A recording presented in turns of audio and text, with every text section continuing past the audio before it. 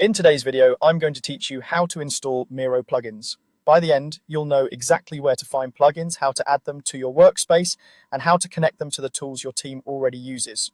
Let's start by getting to the Miro marketplace. If you're already inside a Miro board, look to the left toolbar and click the apps icon. That opens a panel where you can explore plugins without leaving your board. If you prefer, you can also visit the Miro marketplace in your browser. Either route takes you to the same catalog of apps and integrations. A quick tip here, make sure you're signed into the correct Miro team or workspace before you begin, because apps are added at the team level and you'll want them available to the right people. Once you're in the marketplace, browse and install the plugin you need. You can scroll through categories or use the search bar to find specific integrations like Google Drive, Slack, or Jira.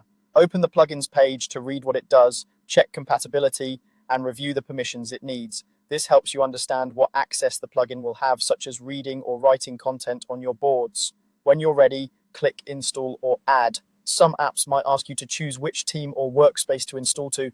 If you see that prompt, pick the one where you collaborate most. If your organization has admin controls, you may see a request for approval screen. Just submit the request and wait for an admin to approve it.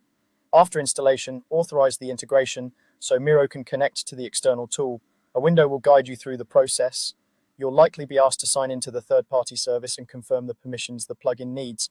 Only proceed if you trust the source and the access makes sense for your workflow. Depending on your company settings, you might also encounter multi-factor prompts or a consent screen from your identity provider. Follow those as instructed.